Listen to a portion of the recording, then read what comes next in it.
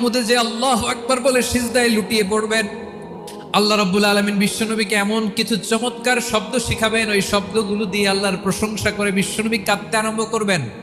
বিশ্বনবী এমন ভাবে অজর দ্বারায় সিজদায় লুটিয়ে পড়ে কাঁদবেন, রব্বুল আলামিনের রহমতের দরিয়ায় জোশ লেগে যাবে। রব্বুল আলামিন এই দৃশ্য থেকে সহ্য করতে পারবেন না। রব্বুল আলামিন বলবেন, ইয়া মুহাম্মদ ইরফা রাসাক, ও নবী আপনি মাথা তোলেন, মাথা তোলেন, আপনার কান্না আমি সহ্য করতে পারি না। নবী আপনি মাথা তোলেন, সাল তুতা, আজকে আপনি যা চাবেন তাই দেব। বিশ্বনবী এবার মাথা তুলবেন। যে বিভীষিকাময় সময়ে প্রত্যেক নবী বলেছেন আমি পারবো না, প্রত্যেক নবী বলেছেন নফসি নফসি, আমার কি হবে আমি জানি না, আল্লাহ আমারে বাঁচাও।